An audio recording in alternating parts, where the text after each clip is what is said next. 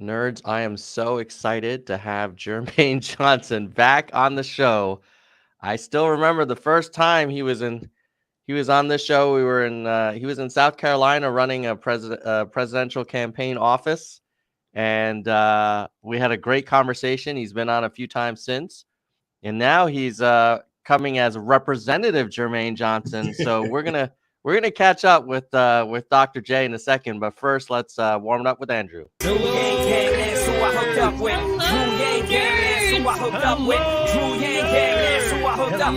no place to hide now that he's arrived. I'm saying he ain't playing now with this campaign. Bang, dang, it's and Drew, come roll with the gang gang. Drew Yang Gang, that's who I hooked up with. Drew Yang Gang, that's who I hooked up with. Drew Yang Gang, that's who I hooked up. Yo, there's no place to hide now that he's arrived. I'm saying he ain't playing now with this campaign. Bang, dang, it's and Drew, come roll with the gang gang. Hello, nerds. Hello, nerds! Oh man, that sounds like we're getting ready for like a nerd boxing match. Let's get ready. So how you doing, Jermaine? Oh man, I'm doing good, man. Thanks for having me on here today, man. It's been far too long, man. It has been a while, and what a great way to start the weekend. So catch us up. Last time you were on the show, you were running for office. And it sounds like you won. So what was that like? I won. Yeah, man. I was blessed to be able to win. Our election. Thanks to you and everybody else who's been a supporter. Y'all know I had contributions from all 50 states, including Puerto Rico. So the simple fact is we just had more support than the incumbent. The incumbent was in there for 22 years. And we were able to win. And the incumbent, he had said that, hey, Jermaine, you're not going to be able to get stuff done because, you got to build relationships. Takes a long people down. Takes people a long time to build relationships. But I was able to build relationships my first year, baby. I have been hanging out with a lot of the Republicans and the Democrats. Building those relationships, and I've been able to make a lot of headway in 1 year, man. So what has been the proudest accomplishment so far? So I was able to bring about $100,000 to a community organization that's in my district to help repair seniors' homes that had been damaged by this 1,000-year flood that we had. I got some money to send towards the churches. I renamed a highway on behalf of the first Black game warden in South Carolina history. I've announced this big old $15 million renewable energy agricultural project I got coming to my district. I've done a whole bunch, man. I've done a whole bunch in 1 year. So all these big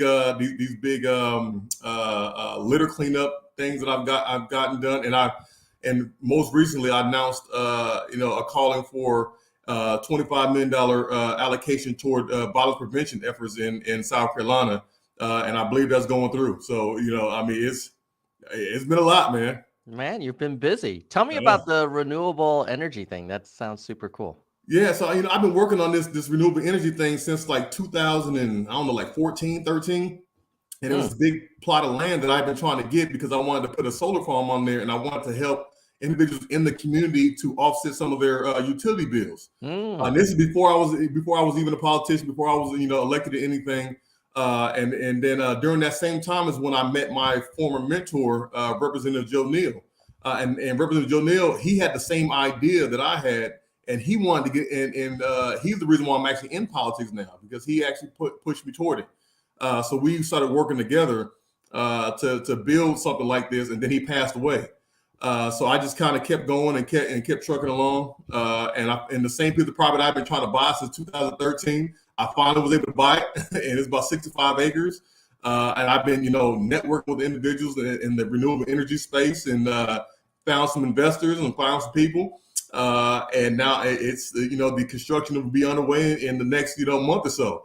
And like I said, it'll be a 65 acre solar farm right there in my community, in my district. And we're creating a utility assistance program to help struggling families pay their utility bills each month. And then also we're putting greenhouses on it and helping local farmers to have an opportunity to use greenhouse space. So and it's all private stuff too, man. So the people can't say I'm using tax dollars, taxpayers' dollars, or they can't say anything like that. This is private stuff, so it doesn't affect anybody. It's all just giving back. That's fantastic. That is fantastic. When's it gonna be? When are you gonna break ground, or have you already started? Yeah, so we they're actually in the process of clearing some of the property now. The tree, a lot of the trees and shrubbery and stuff like that, I'm selling to a timber company, a forestry company. So they're gonna do that, and then we're doing like a big old press conference release for the groundbreaking ceremony, and that'll probably be sometime this summer. That's great. I can't wait to learn more about that. You mentioned that after being elected, you've been getting to know people, building relationships, and you mentioned there's been some, outreach to Republicans, which is very rare in today's world. What is that like? How's that? Yeah. If you look at our media and you look at stuff like that, you will see it's almost discouraged to work with the other side. Right. And it's the craziest thing ever. I've literally went against the grain. There's pictures me and one of them, like I'm a Democrat, and then but I hang out with this super far right Republican guy at the State House. And I went to his house and we hung out and we talked about things, and we had he lives way out in the forest, so we had like shooting targets, and we went out there and shot some guns and we came to some common common ground. And I think that's how you fix things. You got to work with people. You got to find some commonality, some common ground, and things that you care about. And one of the things that I think that really unites everybody, especially in my state, is family. When I had my daughter was just born back in December, I was at the hospital, and I got and most of y'all who follow Congress and congressmen, y'all gonna know who I'm talking about. But I was in the hospital with my baby, and I got a call from somebody in Washington, D.C. And it was far right-leaning Republican Congressman Ralph Norman. And he called me to tell me congratulations, to congratulate me on my child, and to just to give his blessings and everything. And I'm like, wow, like a far right-leaning Republican Ralph Norman calls little old state representative Jermaine Johnson in the hospital, with his child, and I'm a Democrat, and so it was one of those things. So when I went back to the session at the State House, I talked about that at the well, like saying, hey, listen, you may not agree with everything, I may not agree with everything, but one thing we can all unite around is family. So when we vote on these bills, we need to make sure that we're talking about family. We keep family in the forefront of every decision that we make, because we all want our families to be safe and do well. And I wish I could show you this picture. I have a picture on my wall over here that Ralph Norman sent to me. He sent to me from Washington, me and him together, and he signed it and he autographed it and said, "Man, we want you up here in Washington with us." And it was and he was talking to me about some of the Republicans at the State House that I deal with now, and how proud he is of me and everything I'm doing. He's not even my congressman, So I mean, it's just one of those things, man. Are they trying to recruit you to become a Republican Party member? So they slip little things in, here and there. They try to say something like, "Hey, man, we love you over here. You'd be a star on our side." They try. They definitely try. But I truly feel that we need people to come together, man. We need people to come together. We're not so different. If we look at the commonalities, we are not so different. The people on the other side are saying, "Hey, look at those people over there; they're crazy," and then we're over here saying, "Man, look at the people over there; they're crazy." I mean, we've got to figure out something that can unite us around something, a common cause around something. I just think that family is what we can do. What are some specific kind of reforms or areas of investment or legal kind of progress we can make that you think Republicans and Democrats can agree to? Because it seems like, we barely got the infrastructure bill together, and that used to be the most nonpartisan thing you could think about. Like, what's left? I think it's amazing, and I encourage the kind of one-to-one kind of relationships and the human to human kind of connections. When it comes to voting, it seems like people get, penalized, or they're worried about getting primaried if they do anything that seems too moderate, and they get called a rhino, or they get called a corporate Democrat. And like, what can you do? That is literally happening right here. Like, I'll go to the well, and I'll give this passionate plea about something, and they'll give me a standing ovation or something like that. They'll agree with what I'm saying. They'll come to the back of the room after I get done speaking. They'll come give me hugs and all that stuff and say, Jermaine, listen, I agree with you 100%. But if I vote this way, I won't be here next year. Or if I vote this way, I'm going to get primaried. Or they have these situations like that. We have that situation going on here with Congressman Tom Rice, who voted to impeach Trump, and now he's being primaried. And Trump has endorsed his opponent. And his opponent is Russell Fry, and Russell Fry, he's not a bad guy, and me and him talk all day long. We talk about different things and how to fix certain things, but he's not going to come out in opposition of Trump. He's like, I gotta go how I go, or else I won't, I won't get in there. So we have those situations like that where people are really in favor of self-preservation over really doing the right thing. And I think that's the problem. I was one of the only Democrats that signed on to a term limits pledge, and I got an award for it because I'm like, man, listen, we got to get some of these guys out of here, man. We got to do something, and even if that means shortening my own term, we got to get you out of here. We got to get some new generation of people in here, because I think it's the new age individuals are going to be the ones that really change the world. Yeah. What do you think is? What are you seeing when you're talking to constituents? I mean, it seems like the folks that are elected to office, there's willingness to at least listen to different perspectives. It sounds like at the state level in South Carolina. But it also sounds like their hands are a little bit tied. They're like, look, I'm going to get primaried. Like, my district does not want to see me doing the, voting in a way that looks like it's working with, quote unquote, the other side. What are you seeing when you talk to constituents? Do you how do you break through to folks even in your district who maybe of a different party or different perspective? Are you able to break through at that level? Yeah. Well, I'm a rare breed. I'm one of the only Democrats that has a lot of Republican support. I've got a lot of Republican support, and that's because I'm not just at the State House talking about it. I'm actually in the community doing stuff. Like, I wanted to be the most accessible politician in my state. That was my challenge to myself, to not just show up during election time, to actually be out there when it's not election time. And that's what I was doing. So some of these individuals, they're like, man, I've never seen a politician or a representative out here actually on the side of the road picking up trash. So I organize community litter pickups, where I'm out there on the side of the road picking up trash. I don't do it just one time for photo ops. Like, I'm out there often, organizing litter pickups on the side of the road picking up trash. Because I feel like if you truly love your community, if you truly are about your community and you want to represent your community, you should be involved in beautifying your community. When tragic events happen, I'm at the scene when they happen. Praying with the individuals.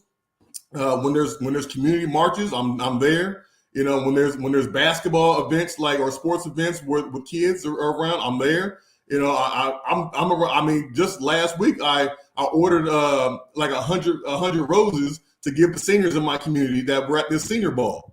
So I mean, it's just I'm around and I'm involved. I don't just talk about it, I'm actually about it. And so that's why my constituents, they're like, listen, he's not just giving us lip service. Like, we see him.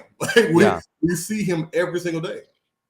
And is that it sounds like that's kind of uncommon, that a lot of people, when they get elected, uncommon. They kind of hang out, and it's very, very, very uncommon. Yeah. Yes, it's very uncommon to see somebody like myself doing all the work that I'm doing. Like I said, I'm out there, and I wanted people to see me and to know me and to touch me and to say, oh man, this guy, he's a real person. That he's not just on TV or in the newspapers or on magazines or whatever. Like we want to like I wanted people to know that I was here.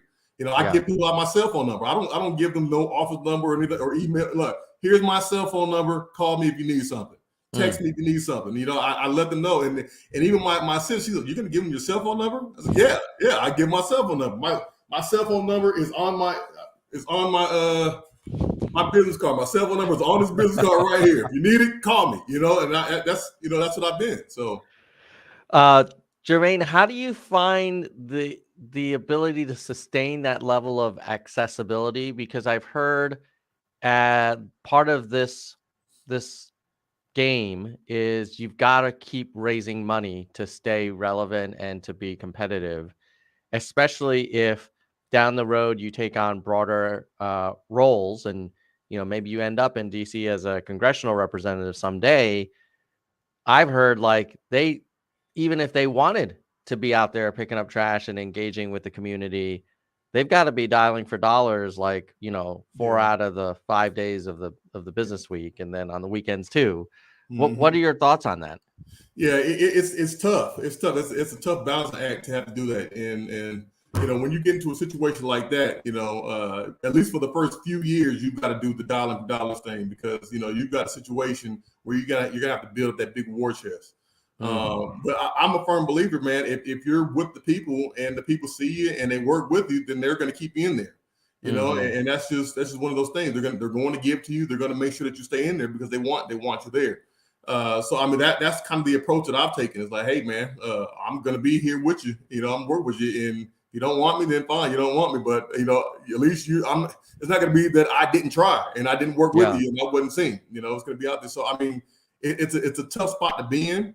But what I must say is, a lot of these Republican congressional guys, man, their constituent service, like it is second to none. I mean, if you need something done, they get it done immediately, man. Like you call Tim Scott's office and they get it done. You call Ralph Norman's office, they get it done. You call Joe Wilson's office and they get it done. I mean, their constituent service is just second to none. So that's one of the things that I was like, man, I want to be able to serve my people very quickly, when they need something. Nice. I should also congratulate you, by the way. Last night we did a little prize contest on ofthepeople.us, and I said, hey, a week ago, I said the top 3 newest profiles on Of the People, like, will award $100, and you came in number 2. Poor Dan Whitfield technically got more votes, but then we did a random thing, and so it was Dan, you, and then there was Catherine Fleming Bruce. Yeah, from out here, South Carolina. She's a good person, man. Yeah. And then Larry, he joined late, so he missed the deadline for joining the contest. But you got it, so congratulations, and thanks everybody who participated and did the approval voting, and you're definitely drawing a lot of support, from a lot of all over the country, as you mentioned. So congratulations on that. And I'm so appreciative of any support and everything that I get. We're in this. I'm in this re-election period now, and I've got to raise somewhere like close to $100,000. So and I need to raise it quickly. I need. In fact, this weekend I need to raise about $4,000 this weekend if I can. To secure some media buys. Here in my district. So I mean, it's tough, man. So if you're listening to this and you want to do a couple things for Jermaine, go to ofthepeople.us. You click on his profile. You click on this approve button. That'll keep him as a trending candidate. Then you can click on here to follow him on Twitter, and then you click on here to go to his website. And then you can see I think it's on the top right corner. Yep, there's a little button here, little blue button. Go click on that one if you want to help him out, and also learn more about Jermaine's vision. I know one of the things that you talk about is education, which is something that I'm keenly I feel very passionate about. And tell me about what your thoughts are around your district in terms of how to improve education and do more for folks who are just growing up and still getting started in the world. Yeah, so basically, even in South Carolina, we've got this big, that thing that's big right now, that CRT thing, And that's the big push that is going on pretty much nationally, and it's hit us here in South Carolina also. The problem that I see is that people don't even know what CRT really is. They just think they can brand anything as CRT, and that's the problem that we're dealing with. And I think we've got too many people that are trying to be involved in the education process who really don't have the knowledge or the expertise about the education process. So we have our superintendent here, Molly Spearman, our state superintendent, who's saying like CRT isn't taught in the school. This isn't CRT. This isn't CRT.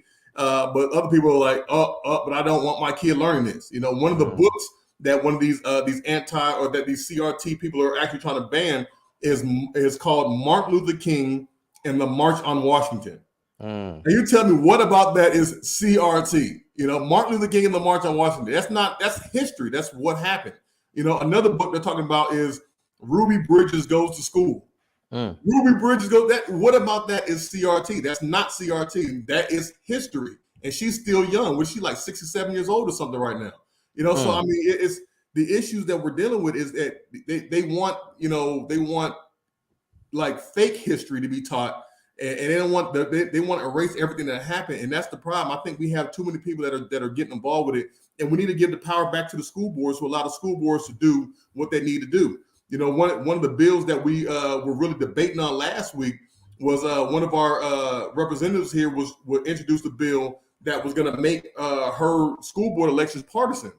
And I said, man, I can't support that. Why would you want to make a school board education partisan? Why would you want to say, allow people to campaign on, oh, I know you don't want your kids to learn this CRT, I'm going to get rid of it. Why would you allow people to do that? Why would you allow it to become education be based on Democrat or Republican? That doesn't make any sense.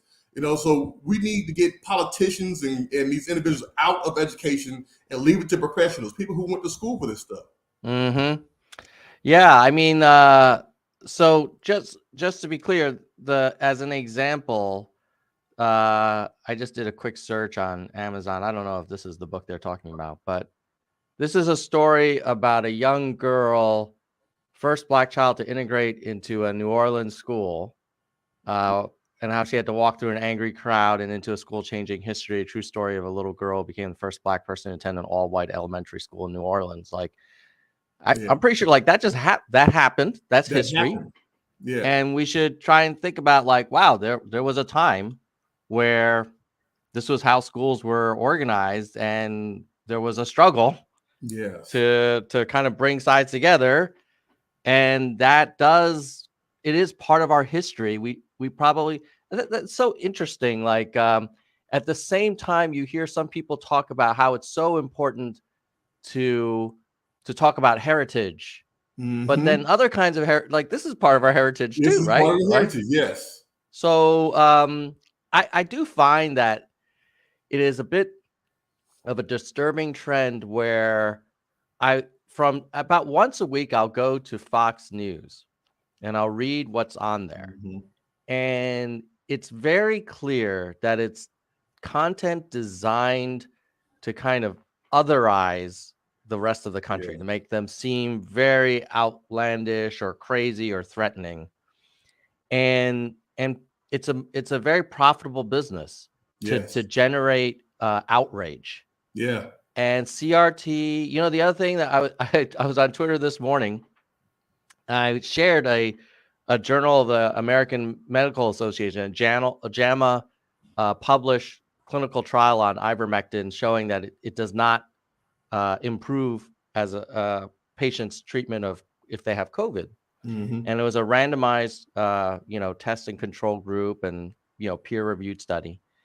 So I said, look, like this is not the miracle drug that some people were making out to be.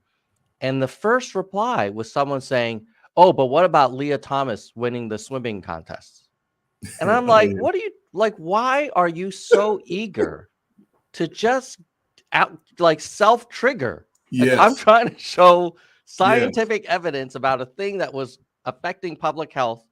Still today, I think it's like 2,000 deaths a day to COVID across this country. And so it is sad that like CRT, the whole Leah Thomas thing, Hillary's emails, like they're all designed to make one side, be demonized. And I would argue like there was a lot of profit from outrage about Trump. I would argue like he actually did things to kind of generate it, but it makes it hard to then talk to people and agree on anything because it's so polarized. Have you had any luck at the constituent level getting someone who's like really anchored in and they've got, Newsmax on their phone all day long? Like, are you able to break through? Like, how do you kind of start to thaw that? It's surprising. So online, I don't have very much luck online. Like like people like they get online and they get on my page sometimes and say some dumb stuff. Yeah. But if I get you in person, like it's very hard to hate me when I get you in person. so and I get you in person. Like we have long conversations. I've talked to so many deep red Republicans, man, and they're just like, Jermaine, you're just not what I thought you'd be. It's just a whole different type of relationship that I build with people. So online, no, you're not breaking through to anybody online. So that's why when people say stuff online, I often respond with, all right, well, hey, here's my cell phone number. Let's meet up, because I know if I get you in person, we're gonna break some bread and we're gonna get together on this. So there's some, matter of fact, there's a really deep Republican that I sent a text to last night. I said, hey man, I'm running for re-election. So a Democrat usually wouldn't ask a Republican for campaign dollars. And I was like, hey man, look, I know you got some money. Hook me up. He says, Jermaine, his response was, Jermaine, save the speech. I'm with you. I'm gonna give you some money. And it's like, and I had another Republican that called me the other day and said, Jermaine, I'm getting with my other Republican friends. We're gonna send you a check. So I mean, it's situations like that when people meet me in person, when we can sit down and look each other eye to eye, when we can talk about the issues and the commonalities, man, it's a whole different thing rather than online. I think online and sitting in people's house, it gives people an opportunity to hide behind, to really dig their heels into their polarizing, views. They don't have anybody to question them or challenge them or anything like that, and they don't have to really, have that personal type of relationship with anybody. So it allows people to do what they want to do, behind the screen. But once we get in person, man, listen, we're gonna fall in love. I don't care what you say. So that's what's gonna happen. Do you ever get pushback from the other side of the political spectrum saying, hey, Jermaine, like, why are you engaging in conversations with, Republicans, and like, why are you talking to them? I did in the very beginning, but I have made people understand, like, listen, I don't owe nobody no damn favors. When I won, I ran against the establishment, so I beat a 22-year incumbent. So, I didn't have anybody. I didn't need anybody. I didn't need to kiss any rings. I didn't need to do anything like that. The only people I had behind me was the Yang Gang, pretty much the Yang Gang. And with the Yang Gang support me, we're just a big conglomerate of different ideologies. Yeah. And to get that support and to have people, helping me out with everything, and then the people in my community seeing that I was a real person, that's what propelled me to my victory. So, me getting in there, man, I was free.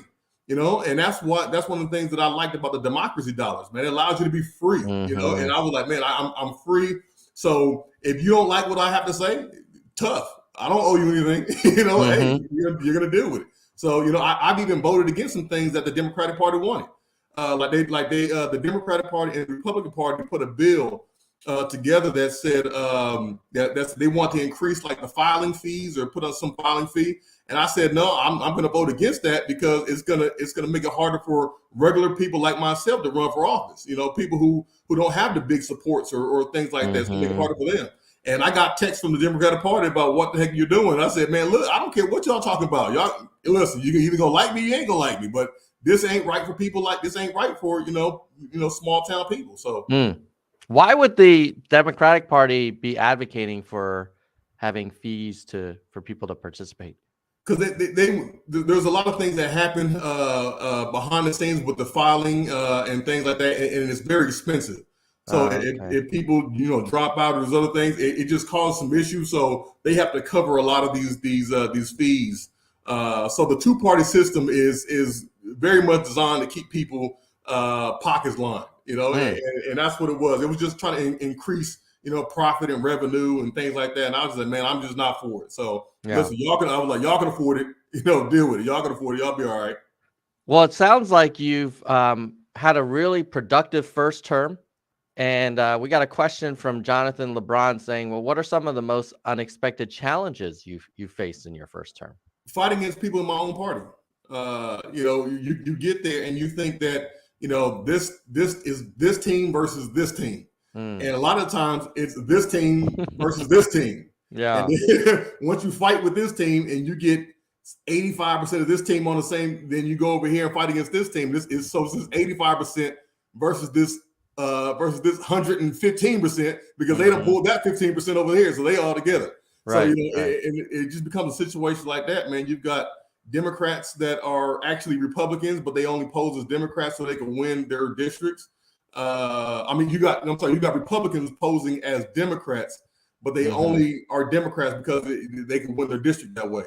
And they're just sitting in there on your meetings and you're talking about Democratic strategy, and then before you even get out the meeting, the other side already knows what your strategy is because you've got these wolves in sheep's clothing that are over there with you. So it's trying to really know who's there for what, and working with those individuals, man. When your team is working against you, man, it's very hard.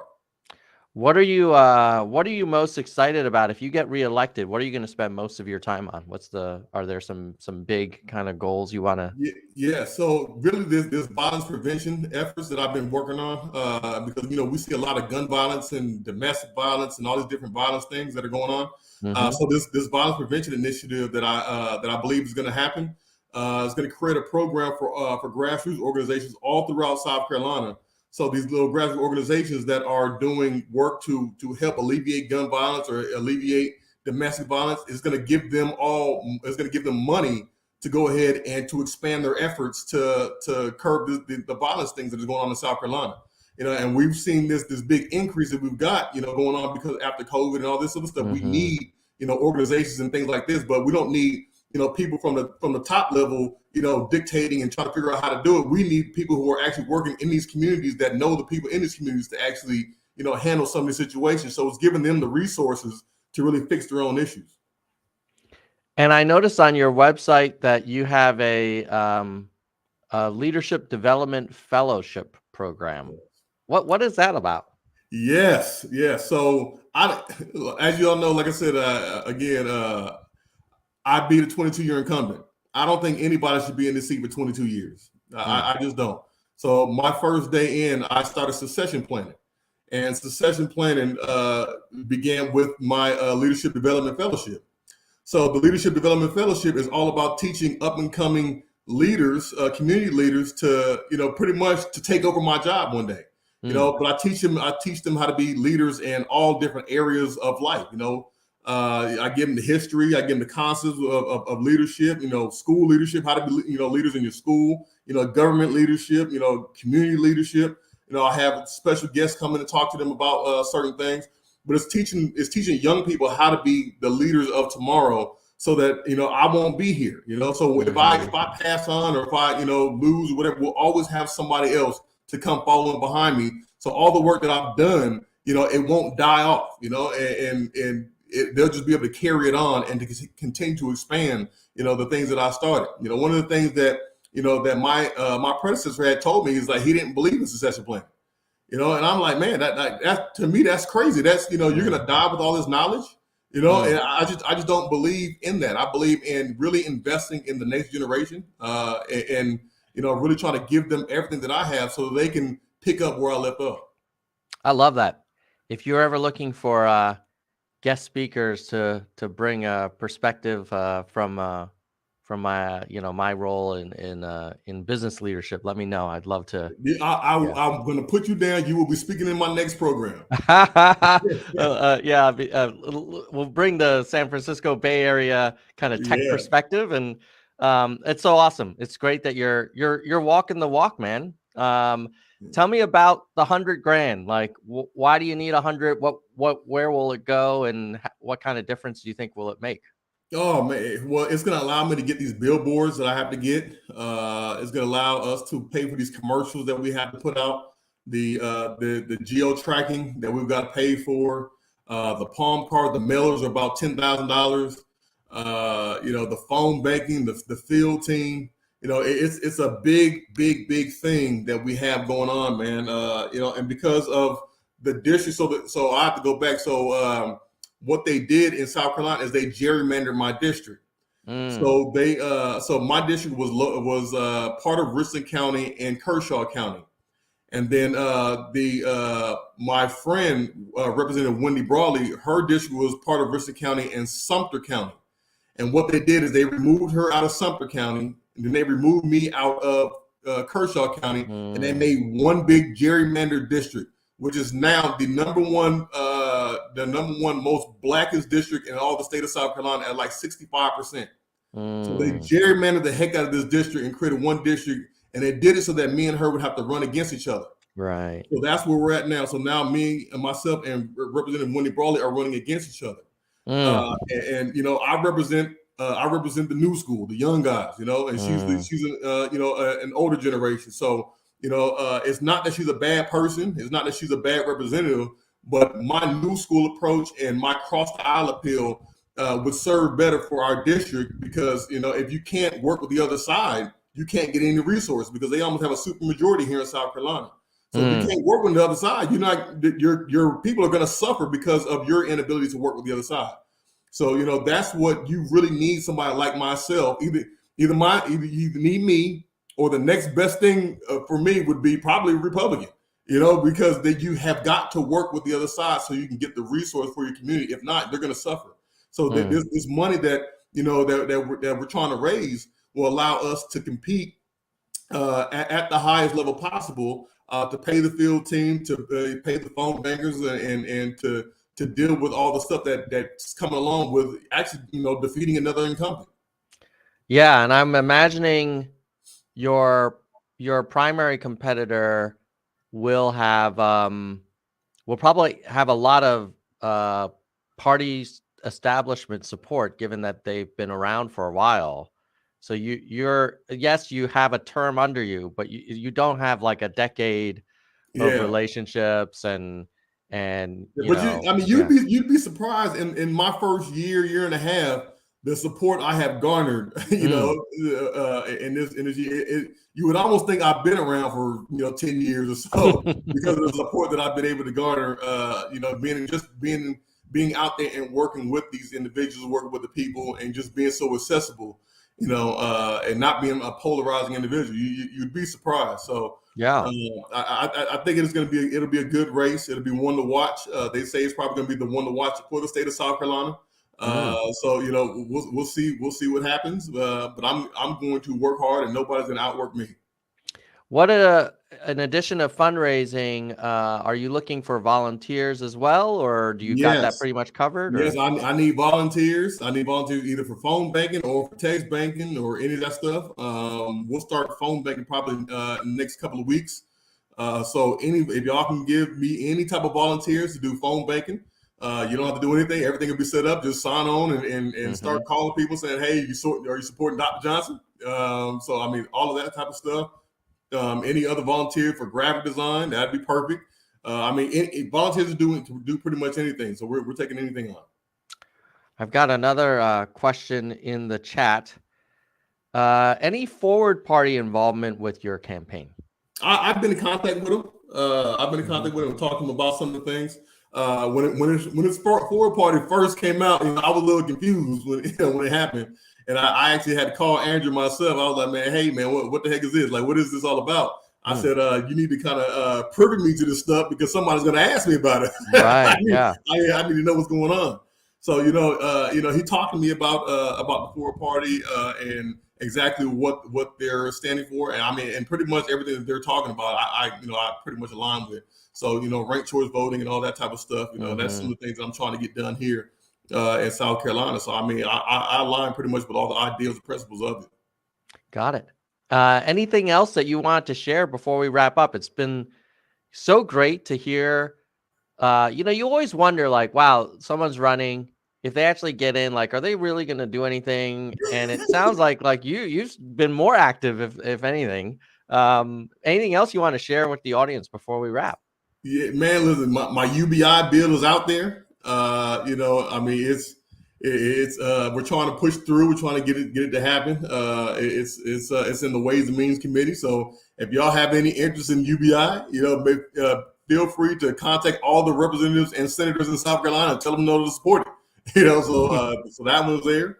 And really, I want everybody to know that I really need your help. I really need your help.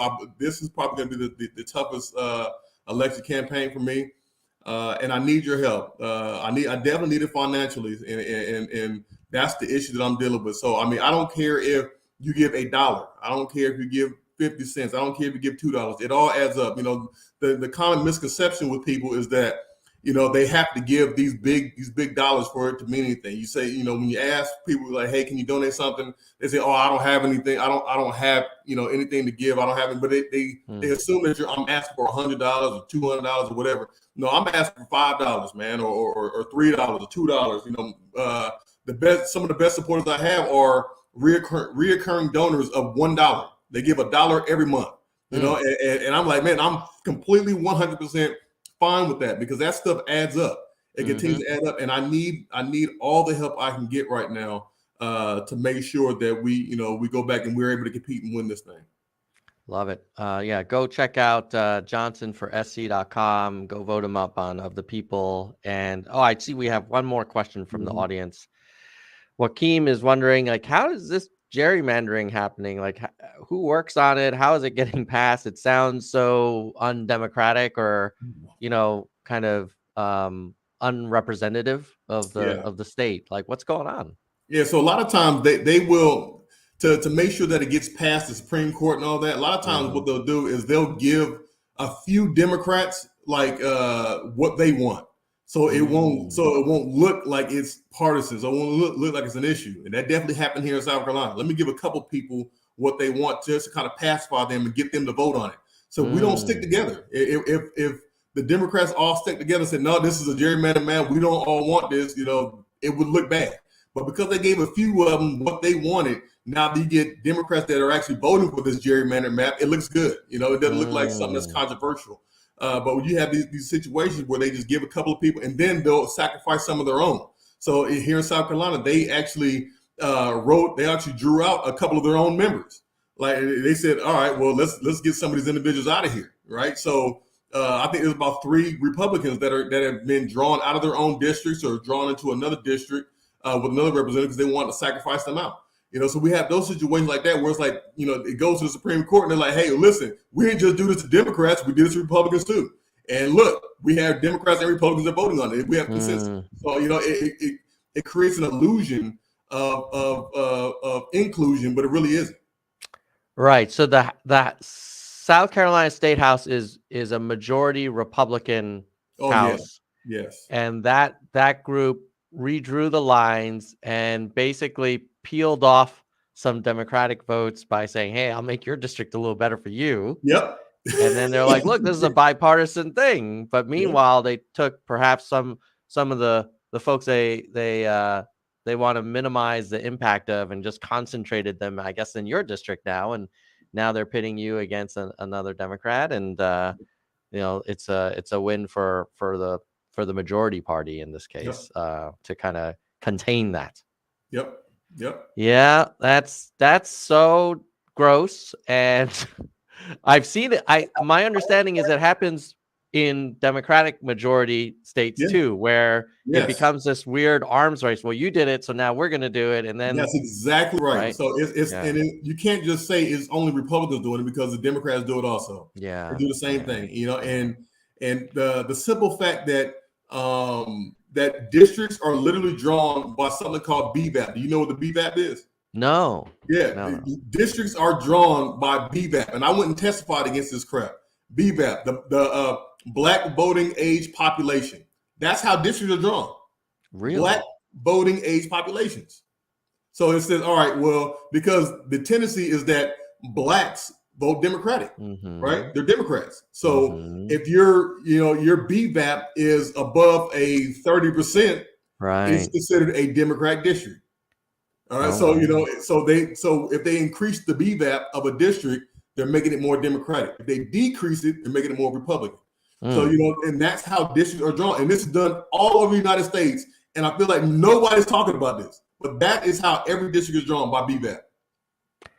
Yeah, I mean, it's basically, it's almost, you could almost argue it's there's a little bit of segregation in there. Like you're drawing districts by race, right? Drawing districts by race. Yeah, that's well, we could have a long conversation about gerrymandering. It's disgusting. But hopefully we'll have your voice remain in the South Carolina State House, a voice of kind of pragmatism, but also progress and reason and I think that human connection and connection to the community, I hope you keep it.